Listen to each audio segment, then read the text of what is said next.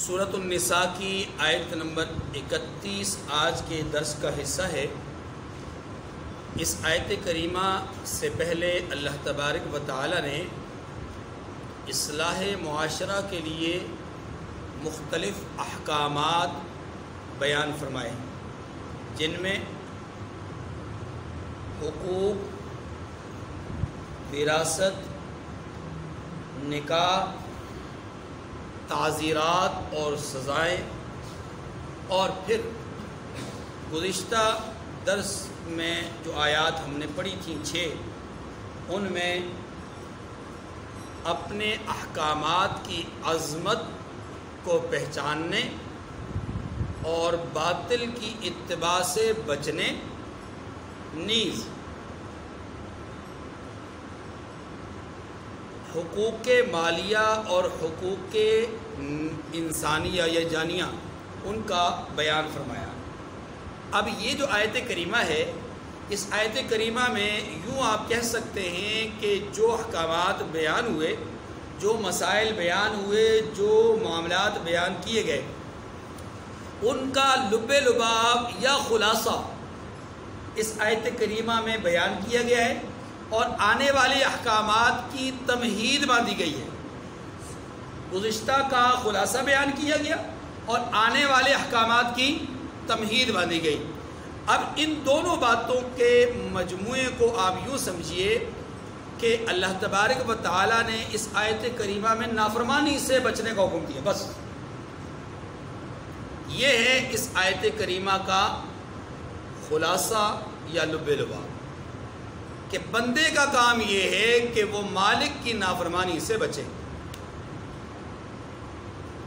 مالک کی نافرمانی ہی کا نام عربی کے اندر عصیان ہے۔ کیا ہے؟ عصیان، جس کو ہم گناہ کہتے ہیں، جس کو ہم کیا کہتے ہیں؟ گناہ۔ یہ جو عصیان ہے، نافرمانی، اسے پروردگار نے ناپسند فرمایا ہے، اور اللہ کے رسول صلی اللہ علیہ وسلم نے ناپسند فرمایا ہے۔ نافرمانی نہ اللہ کو پسند ہے، نہ رسولوں کو پسند ہے، نہ عباد اللہ الصالحین کو پسند ہے، نہ ہی مہذب اور سلیم الفطرت انسان کسی کو پسند ہے۔ نافرمانی کسی کو پسند نہیں۔ معاشرتی طور پر بھی ایک بڑا چھوٹے کو کسی کام کا کہے، اسے یہ پسند نہیں کہ چھوٹا اس کے سامنے انکار کر دے، نافرمانی کرے، حکم عدولی کرے۔ بڑے کو یہ بات پسند، جو احکم الحاکمین ہے اسے اپنی مخلوق کی طرف سے انکار، عصیان، نافرمانی کیسے پسند ہو سکتی ہے؟ ٹھیک ہے جی، یہ ہے بنیادی بات۔ لیکن اس میں یہ بات ذہن نشین فرمائیں کہ یہ جو نافرمانیاں ہیں، یہ دو طرح کی ہوتی ہیں۔ نافرمانیاں کتنی طرح کی ہوتی ہیں؟ مثال کے طور پر ایک آدمی مسجد سے نکلا اور مسجد سے نکلتے ہوئے جہاں جوتے رکھے ہوئے ہیں، توجہ جی میری طرف، جہاں جوتے رکھے ہوئے ہیں وہاں اپنے پاؤں میں جوتا ڈال کے دوسرے کے جوتے پر پاؤں رکھ کر، یعنی اپنا جوتا رکھ کر کے آگے بڑھا، یہ بھی کیا ہے؟ ایک نافرمانی ہے۔ کہ مسلمان کے مقام اور مرتبے یا کسی انسان کے رتبے اور اس کے مال کے نقصان کے در پہ ہوا، اس کے رتبے کے خلاف کام کیا، اس کے مقام کے خلاف کام کیا، یا دوسرے لفظوں میں یوں کہیے کہ کسی انسان کو اس نے اذیت پہنچائی، کہ جب وہ آدمی اپنے جوتے کی طرف بڑھے گا، جس کے جوتے پہ پاؤں رکھا گیا، تو اپنے جوتے کو گندی حالت میں دیکھ کر کے اذیت میں مبتلا ہوگا کہ نہیں؟ تو کسی مسلمان کو اذیت پہنچانا کار ثواب ہے یا کار گناہ؟ اذیت پہنچانے سے منع کیا گیا ہے، تو جس کام سے منع کیا گیا وہی کام کرے گا تو نافرمانی ہو گئی۔ سمجھ رہے نا جی؟ اب ایک نافرمانی یہ ہے، اب ایک اور اس کے سوا اس سے آگے چلے جائیں تو ایک نافرمانی یہ ہے کہ ایک مسلمان اس کو آگے بڑھ کر کے سلام کرتا ہے، کوئی شرعی عذر بھی نہیں ہے اس کے ساتھ قطع کلامی کا، کوئی شرعی عذر نہیں ہے، اس کے سلام کا یہ جواب بھی نہیں دیتا اور اس کے برعکس اس کو برا بھلا کہتا ہے۔ اب ایک نافرمانی وہ ہے جو اس نے جوتا جوتے پہ رکھا، کسی کو اذیت پہنچائی، اذیت سے روکا گیا تھا، یہ بھی ایک نافرمانی ہے۔ اور ایک نافرمانی یہ ہے کہ کسی مسلمان کو برا بھلا کہنا منع ہے، لیکن اس نے ایک مسلمان کو برا بھلا کہا،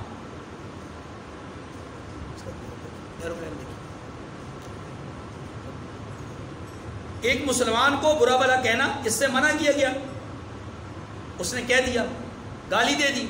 اب دونوں نافرمانیاں ہیں، لیکن ان دونوں نافرمانیوں میں آپ کو کیا لگتا ہے دونوں برابر ہیں؟ ہرگز نہیں، ہرگز نہیں۔ پہلی نافرمانی اور درجے کی ہے، دوسری نافرمانی اور درجے کی ہے۔ اس کو آپ سمجھنے کے لیے ایک نیکی کے عمل کو سمجھیے گا۔ ایک آدمی راستے میں چلتے ہوئے ایک تکلیف دہ چیز کو ہٹا کر سائڈ پہ کر دیتا ہے، اس نے فرمانبرداری کا عمل کیا، وہ کام کیا جس کے کرنے کی ترغیب دی گئی، تو یہ نیکی ہوا۔ اب اس کے مقابلے میں دوسرا آدمی جو میدان جہاد میں نکلا، رائے حق میں لڑنے کے لیے، اشاعت دین کے لیے اپنی جان قربانی کرنے کے لیے نکلا، اب نیکی اس نے بھی کی جس نے تکلیف دہ چیز کو ہٹایا، نیکی اس نے بھی کی جو تکلیف دینے والے باطل کے خلاف برسر پیکار ہوا۔ سمجھ رہے ہیں؟ کیا دونوں کی نیکیاں برابر ہیں؟ اس کی نیکی اور اس کی نیکی کا درجہ الگ الگ ہے۔ بالکل اسی طرح نافرمانی کا بھی درجہ ہوتا ہے، الگ الگ درجہ ہوتا ہے۔ ٹھیک ہے جی؟ یہ ہے جو جمہور کی رائے اور جمہور کا قول ہے۔ جمہور کی رائے یہ ہے کہ جس طرح نیکیوں کے درجات ہوتے ہیں، گناہوں کے بھی درجات ہوتے ہیں۔ اسی لیے گناہوں میں ایک گناہ وہ ہوتے ہیں جو صغیرہ کہلاتے ہیں، دوسرے قسم کے گناہ وہ ہوتے ہیں جو کبیرہ کہلاتے ہیں۔ اب کون صغیرہ ہیں کون کبیرہ ہیں، کیسے گناہ صغیرہ ہیں کیسے گناہ کبیرہ ہیں، اس پہ ابھی تھوڑی دیر میں آپ کے سامنے بات مزید کھل جاتی ہے۔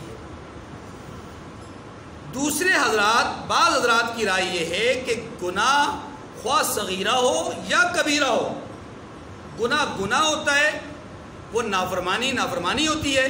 اس لیے خالق اور مالک کی نافرمانی چاہے چھوٹے درجے میں ہو چاہے بڑے درجے میں ہو، چھوٹے پیمانے پہ ہو یا بڑے پیمانے پہ ہو، مالک کی نافرمانی بہرحال ناپسندیدہ عمل ہے۔ ٹھیک ہے؟ لیکن جمہور کی رائے میں نے پہلے عرض کر دی اور اس کے متعلق میں نے تفصیل بھی عرض کر دی کہ ایک صغیرہ گناہ ہے ایک کبیرہ گناہ ہے۔ ہم جمہور ہی کی رائے کو آگے بڑھاتے ہوئے تھوڑا سا بات کو آگے بڑھائیں گے اور سمجھیں گے۔ جمہور کی رائے یہ ہے کہ گناہوں کی دو قسمیں ہیں، ایک صغیرہ اور ایک کبیرہ۔ صغیرہ گناہ وہ ہوتے ہیں، صغیرہ گناہ وہ ہوتے ہیں کہ جو کبائر سے چھوٹے ہوں، کبائر سے چھوٹے ہوں۔ اب کبائر کون سے ہیں؟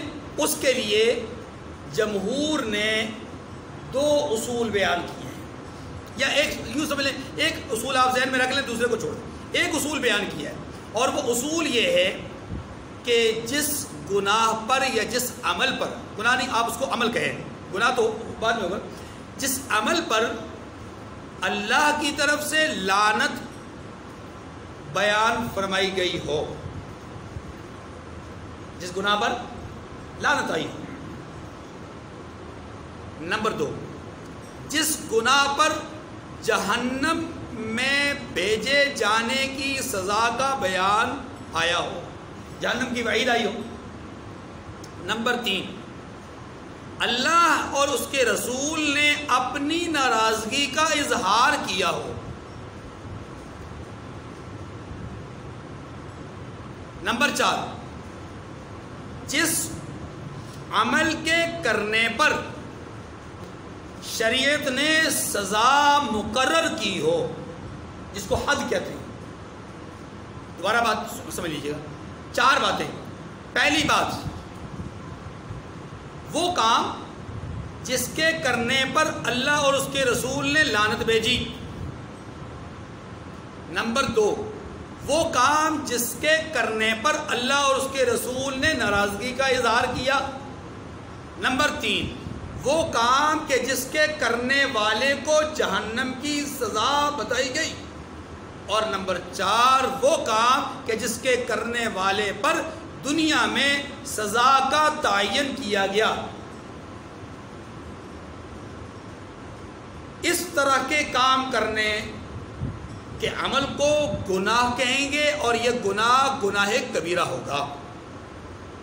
یہ گناہ کیا ہوں گے؟ گناہ، چاہے وہ عقائد اور فکر سے تعلق رکھتے ہوں، چاہے وہ انسان اور رب کے حقوق سے تعلق رکھتے ہوں، چاہے وہ انسان کے بدن سے تعلق رکھتے ہوں۔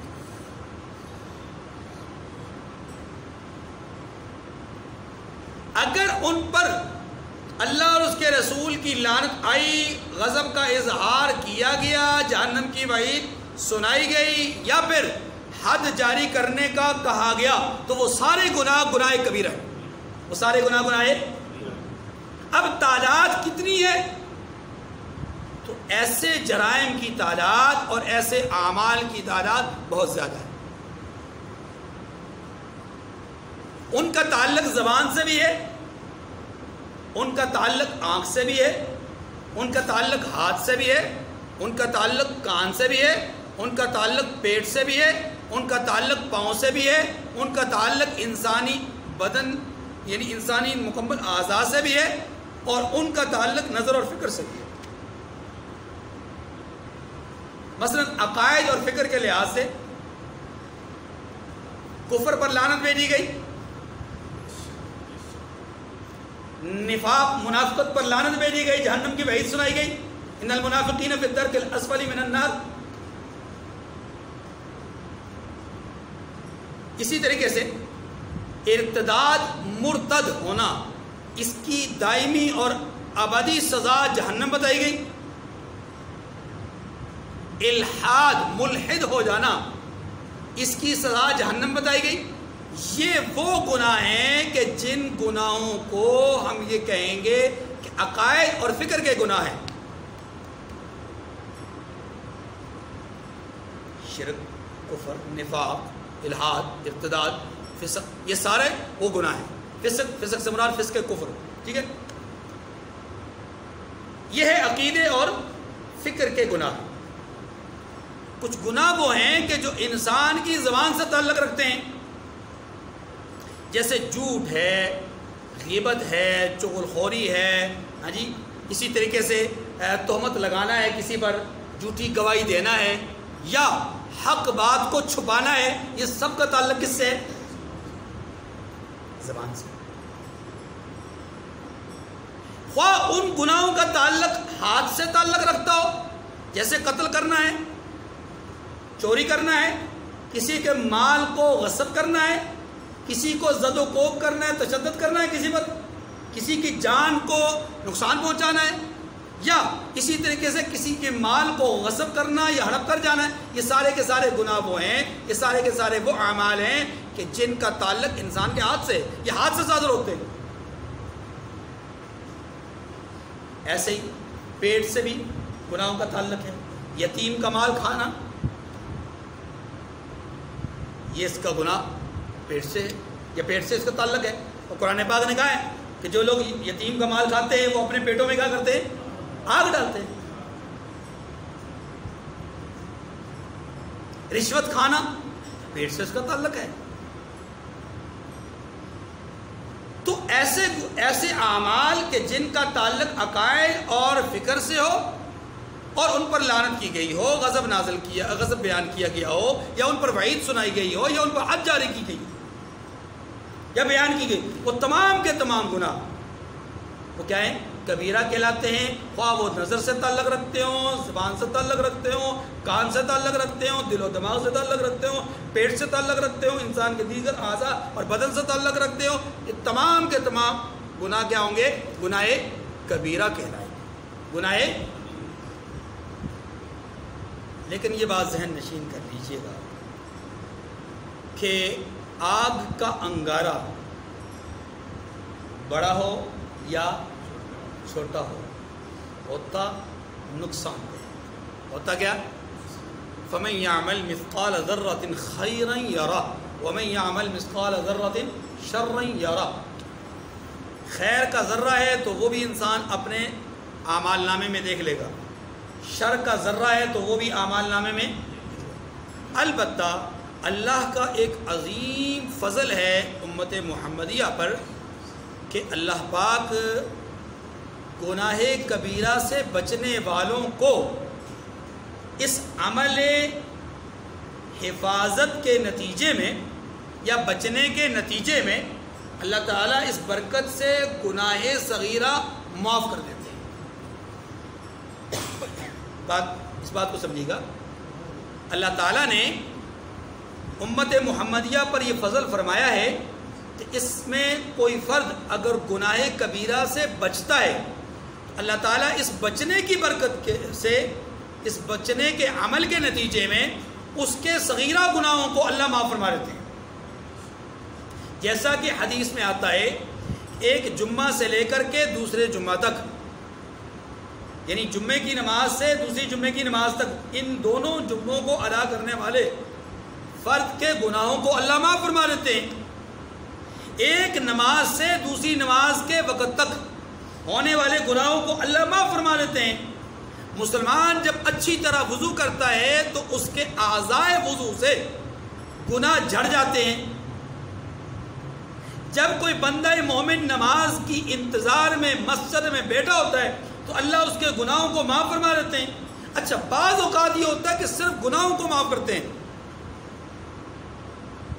اور بعض اوقات یہ ہوتا ہے کہ آدمی گناہوں کی معافی والا کام بظاہر نہیں کر رہا ہوتا، لیکن اللہ تعالیٰ ایک نیکی کے برکت میں سے، ایک عمل صالح کی برکت سے اس کے گناہوں کو معاف کر دیتے ہیں۔ جیسا کہ قرآن پاک نے کہا ہے، ان الحسنات یذہبن السیئات، کہ اللہ تعالیٰ کا یہ فضل اور اس کا کرم اور اس کا احسان، اس کی عطا اور اس کی بخشش ہے کہ وہ انسان پر، امت محمدیہ پر یہ خاص فضل کرتا ہے کہ اس کی نیکیوں کی برکت سے اس کے گناہوں کو مٹا دیتا ہے۔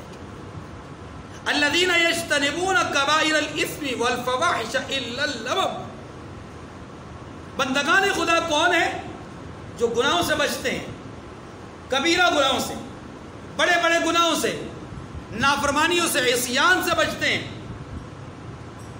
تو اللہ پھر ایسے لوگوں کو اپنے بندگان صالحین میں شامل فرما لیتے ہیں۔ اب خلاصہ اور لب لباب یہ ہوا کہ جو انسان کبیرہ گناہوں سے بچنے کی کوشش کرتا ہے، اللہ تعالیٰ اس کی برکت سے اس کے صغیرہ کو معاف فرما دیتے ہیں۔ کبیرہ گناہ کیسے معاف ہوں گے؟ کبیرہ گناہوں کی معافی کے لیے توبہ شرط ہے۔ کبیرہ گناہوں کی معافی کے لیے کیا ہے؟ توبہ شرط ہے۔ اور توبہ کی قبولیت کے لیے چند باتیں ہیں۔ نمبر 1، گناہ پر شرمندگی ہو، گناہ پر، جو گناہ کر رہا ہے اس پہ۔ دوسری بات، آئندہ نہ کرنے کا عزم ہو، یعنی آئندہ وہ گناہ نہ کرنے کا ارادہ ہو، پکا۔ اور تیسرا یہ کہ اس گناہ کی تلافی اگر ہو سکتی ہے تو تلافی کی جائے، ازالہ کی ہے۔ مثلا اگر چوری کی ہے اور چوری کا مال موجود ہے، یا چوری کے مال جیسا مال دینے کی صلاحیت اور طاقت موجود ہے، تو یہ چوری ایک گناہ تھا۔ اس گناہ کی معافی تبھی ہوگی کہ جب اس بندے کا حق ادا کر کے اس کے چوری کے مال کو اسے واپس دے دے، اور ساتھ ندامت کا اظہار کرے اور آئندہ نہ کرنے کا عزم کرے۔ اللہ تبارک و تعالی اس بندے کے اس عمل گناہ کو معاف فرما دیں گے۔ اور رسول اللہ صلی اللہ علیہ وآلہ وسلم نے اس حوالے سے ارشاد فرمایا، اتا التائب من الذنب کمن لا ذنب لہ. گناہ کر کے توبہ کرنے والا ایسا ہے گویا کہ وہ گناہ اس نے کیا ہی نہیں، اس نے گناہ. اور یاد رکھیے اللہ کو اپنے بندوں میں سے وہ بندے انتہائی محبوب ہوتے ہیں جو کیا کرتے ہیں؟ گناہ کے بعد توبہ کر لیتے ہیں. گناہ کر کے کیا کر لیتے ہیں؟ اس کا یہ مطلب نہیں ہے کہ پہلے گناہ کریں اور پھر توبہ کریں تو یہ پسندیدگی نہیں. مطلب یہ کہ اگر انسان شیطان سے مغلوب ہو کر کے غلطی کر جائے تو اپنی غلطی پر قائم نہ رہے بلکہ اس غلطی سے معافی مانگ لے، توبہ کر لے، تو یہ کیا ہے؟ اللہ کے نزدیک محبوب آدمی ہے. اور شیطان ایسے آدمی کے حوالے سے یہ کہتا ہے کہ اس انسان نے مجھے دو طرح سے ہلاک کر رکھا ہے. یعنی انسان نے، مسلمان نے مجھے دو طرح سے ہلاک کر رکھا ہے. ایک، جب وہ اللہ کے سامنے سجدہ ریز ہوتا ہے تو میری ہلاکت و تباہی اور بربادی ہوتی ہے. اس کام سے میں روکنا چاہتا ہوں، اسی کام کو وہ کرتا ہے. اور نمبر دو، میری محنت اس وقت ضائع ہو جاتی ہے کہ جب میں محنت کر کے اس کو کسی گناہ پر آمادہ کر لیتا ہوں، گناہ کروا لیتا ہوں، وہ گناہ کر لیتا ہے، میری محنت کامیاب ہو جاتی ہے، لیکن میری وہی محنت اس وقت ضائع ہو جاتی ہے کہ جب وہ بندہ اپنے گناہ پر شرمندگی کا اظہار کر کے، ندامت کا اظہار کر کے اللہ سے توبہ کر لیتا ہے تو میری محنت ضائع ہو جاتی ہے. وہ سجدہ کرے تب بھی میری محنت ضائع، وہ گناہ کر کے توبہ کرے تب بھی میری محنت ضائع. میں تو برباد ہی برباد ہو گیا. گویا اس انسان کی وجہ سے میں دو وجہ سے، دو طرح سے نقصان اٹھاتا ہوں، برباد ہوتا ہوں، یا یہ مجھے دو طرح سے جو ہے وہ تکلیف پہنچاتا ہے. اور وہی دونوں باتیں میں نے آپ کے سامنے عرض کر. جب یہ سجدہ ریز ہوتا ہے تو شیطان کو تکلیف ہوتی ہے، جب یہ گناہ کر کے توبہ کرتا ہے تو تب بھی شیطان کو کیا ہوتی ہے؟ تکلیف ہوتی ہے. اچھا، شیطان کو تکلیف ہوتی ہے، رحمان کو خوشی ہوتی ہے. کیسی عجیب بات ہے. شیطان کو تکلیف ہوتی ہے توبہ سے اور رحمان کو خوشی ہوتی ہے بندے کی انابت اور رجوع سے. جب بندہ توبہ نہیں کرتا تو شیطان بغلے میں جاتا ہے، خوش ہوتا ہے، اور اللہ کو غضب آتا ہے، غصہ آتا ہے کہ یہ بندہ میری طرف رجوع کیوں نہیں کر رہا، اسے کیا ہو گیا؟ ما غرک بربک الکریم، کس چیز نے اس کو دھوکے میں ڈال دیا ہے؟ یہ کیوں اپنے رب کو بلا چکا ہے؟ کس بنیاد پر یہ اپنے رب کو اور اپنے خالق اور مالک کو بھول چکا ہے؟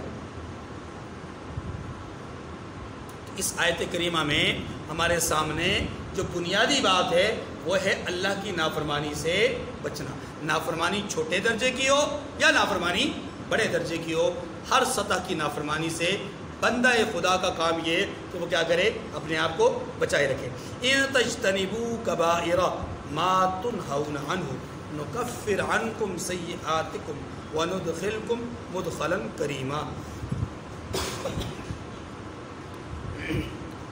اگر تم بڑے گناہوں سے بچو گے جن سے منع کیے گئے ہو، جن سے تمہیں روکا گیا ہے، ان گناہوں سے روکا گیا کیا ہے؟ کہ جن اعمال پر ہم نے لعنت بھیجی، اپنے غضب کا اظہار کیا، جہنم کی ہم نے وعید سنائی، یا دنیاوی سزا کا اعلان کیا. یہ سارے کام وہی ہوئے نا جن سے روکا گیا. ظاہر ہے رکنے کے لیے، رکنے ہی کی وجہ سے تو کہا گیا کہ اگر نہیں رکو گے ہم ناراض ہوں گے، نہیں رکو گے تم پر لعنت ہوگی، نہیں رکو گے تمہیں جہنم میں ڈالا جائے گا، نہیں رکو گے تمہیں دنیاوی سزا دی جائے گی. فرمایا اگر تم بڑے گناہوں سے بچو کہ جن سے تمہیں روکا گیا ہے تو نکفر عنکم سیئاتکم، تو ہم تمہاری برائیاں تم سے دور کر دیں گے. کیا مطلب ہوا؟ بڑے گناہوں سے بچو گے، چھوٹے گناہوں کو معاف کر دیں گے. اور بزرگان دین نے اپنی زندگی میں بہت سارے جو چھوٹے چھوٹے گناہ خطائیں ہیں ان کو وضو کے دوران گرتے ہوئے دیکھا ہے. اور یاد رکھیے گناہ وقتی اور عارضی چیز ہے. گناہ کیا ہے؟ وقتی اور عارضی لذت ہے. لذت عارضی ہے اور سزا دائمی ہے. لذت عارضی ہے، سزا کیا ہے؟ دائمی ہے، عبادات میں اطاعت میں تکلیف عارضی ہے، تکلیف عارضی ہے، راحت دائمی ہے۔ بات سمجھیں؟ اگر ہم ایک گناہ میں مبتلا ہوتے ہیں الیاذ باللہ، تو اس گناہ کی جو لذت ہے وہ وقتی ہے، جب تک وہ گناہ ہو رہا ہے لذت ہے، گناہ ختم ہوا لذت ختم ہو گئی۔ اب کیا ہوا؟ اس کا وبال، اس کا جو نتیجہ ہے ہمارے دفتر اعمال میں، جو اس کا وبال ہمارے سر پہ ڈالا گیا ہے وہ انتہائی بڑا اور دائمی اور ابدی ہے اگر توبہ نہیں ہوتی۔ کیا ہوگا؟ بعض اوقات انسان کو اللہ تبارک و تعالی ایک گناہ کی وجہ سے، ایک غلطی کی وجہ سے پکڑ کر کے جہنم میں بھیج دیں گے، حدیث میں آتا ہے۔